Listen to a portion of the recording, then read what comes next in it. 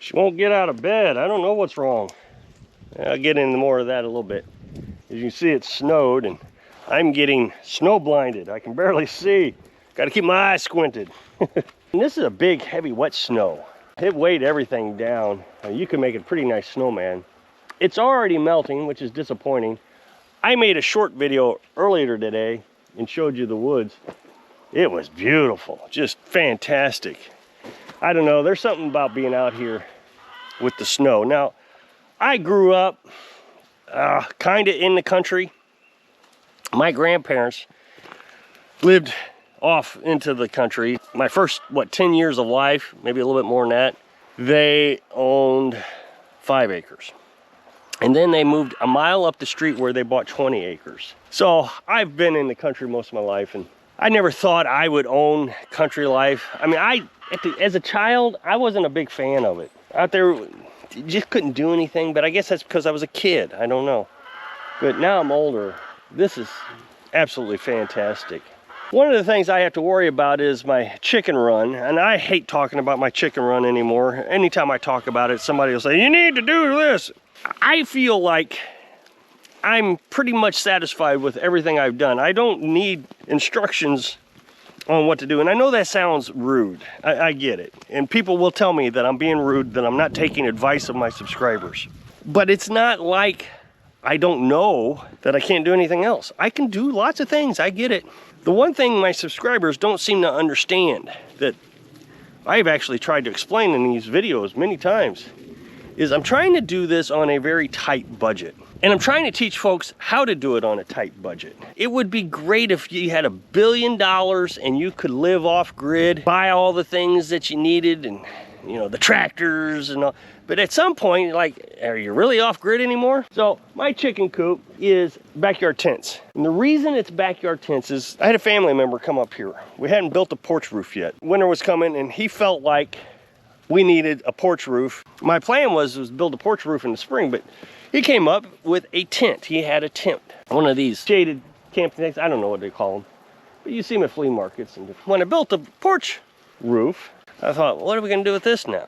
And Carolyn says, we can make a chicken run out of it. Now at the time, we made a chicken run out of PVC and it was working pretty good, but it had its issues. We were working out the problems with it. And since I've done that, I put that there, we expanded. And it was such a good idea that we bought two more. And again, they're very cheap. You can buy these at yard sales. They're everywhere. Heck, you go to a campground, I bet you could find one just sitting there that somebody's abandoned, which I've seen.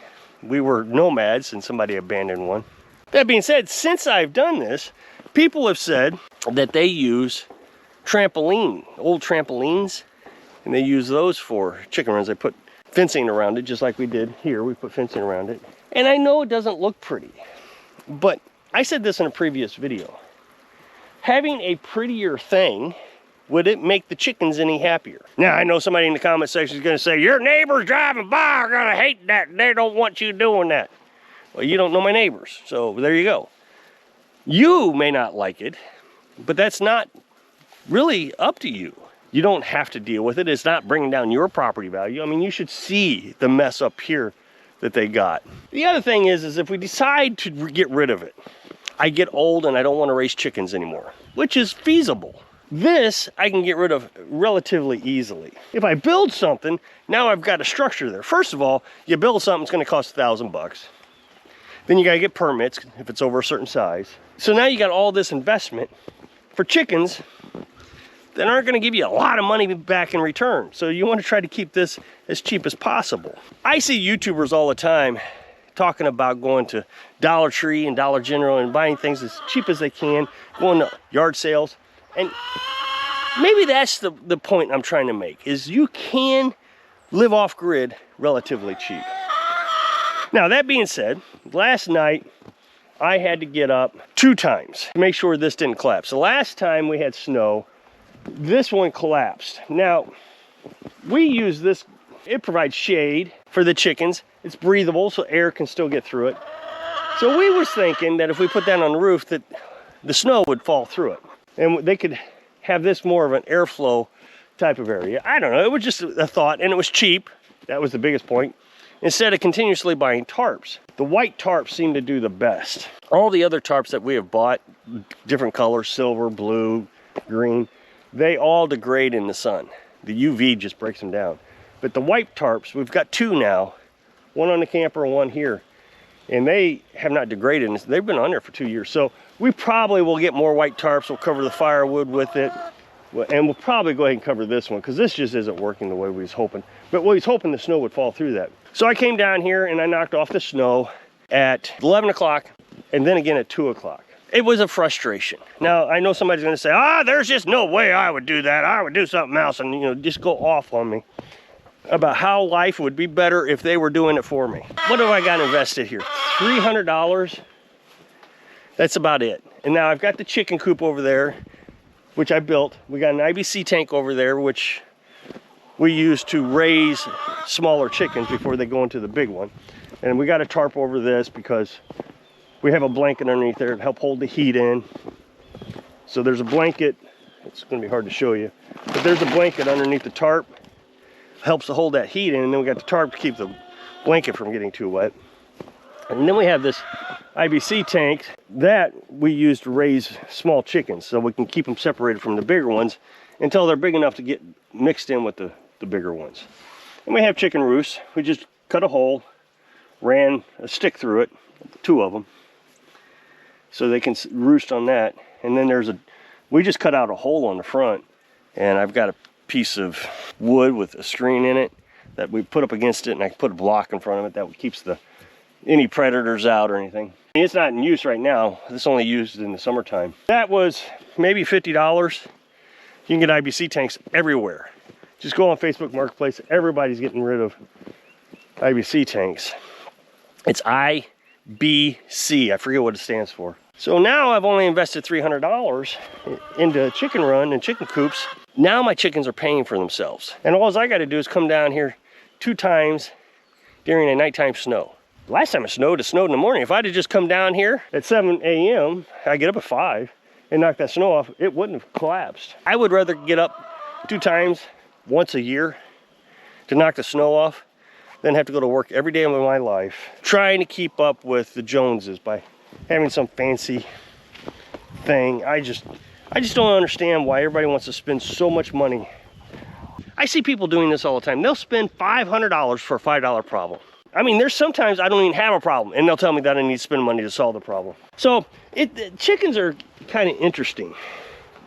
We have 1 chicken out right now. Now she is a Americana, probably a Rhode Island mix.